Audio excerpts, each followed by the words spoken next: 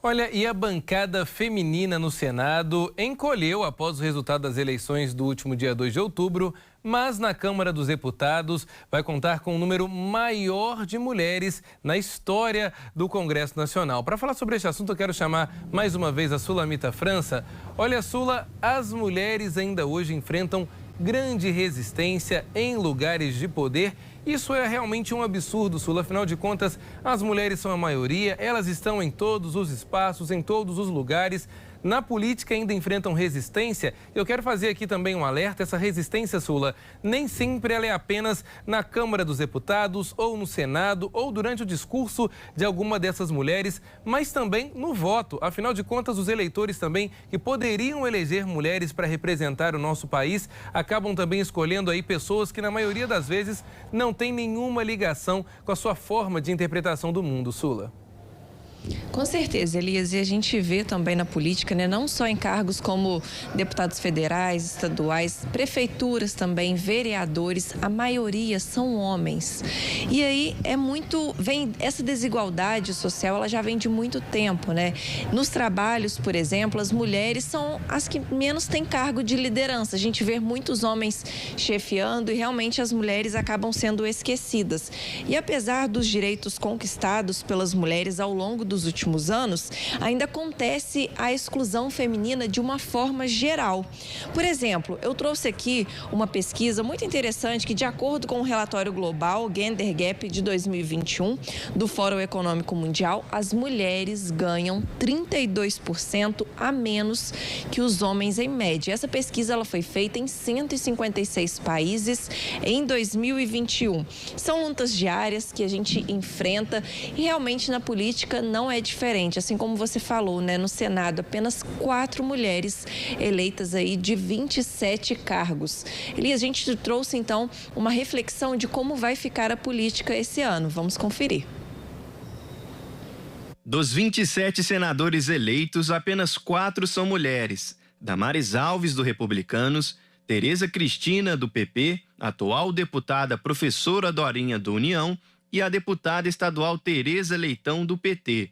Caso o senador Jorginho Melo, do PL, seja eleito em segundo turno ao governo de Santa Catarina, Ivete da Silveira, do MDB, pode assumir o mandato como suplente na vaga de Melo e seria a 11ª mulher.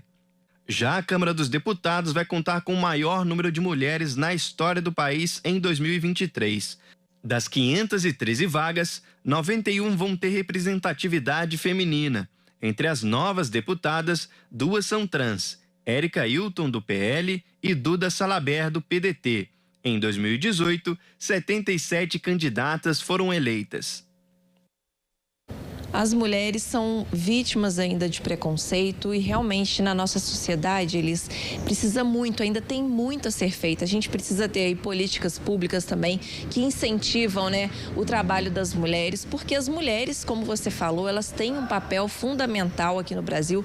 Nós somos sim a maioria e por que não também igualar um pouco as mulheres, seja na questão do trabalho, também na política, e assim como você falou, né, acaba que os eleitores votam muito em homens que acabam representando, e as mulheres? Será que as mulheres também continuam dando voz aí a homens? Por que não votar também em mulheres para a gente ter essa participação maior na política, essa participação feminina em maior quantidade? Seria tão bacana se a gente visse aí de mais de 500 cargos de deputados, metade desses cargos fossem eleitas mulheres, e aí, infelizmente não é algo que a gente tem visto na realidade, Elias. Sem dúvida, Sula. E lembrando também que o próprio Tribunal Superior Eleitoral tentou aí criar outros mecanismos, por exemplo, para trazer a participação da mulher na política, em relação a campanhas nas redes sociais, na televisão também.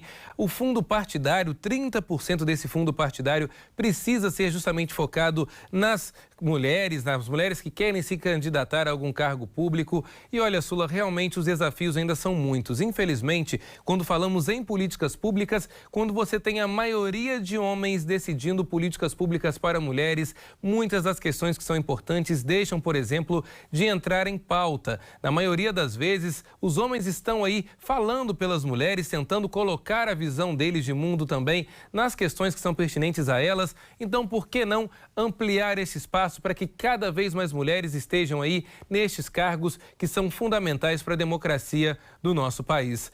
E Sula, para poder concluir também, eu não falo apenas na política, viu? Falo também em cargos de liderança, falo também em outros espaços, mulheres negras, mulheres também que vão estar aí colocando o seu rosto para poder mostrar para que veio ao mundo. Sem dúvida alguma, não faltam talentos e sem dúvida também, Sula, vamos conseguir aí, quem sabe no futuro, ter a maioria representando as nossas questões individuais e também coletivas no Congresso e em outros espaços. Sula, obrigado pelas informações.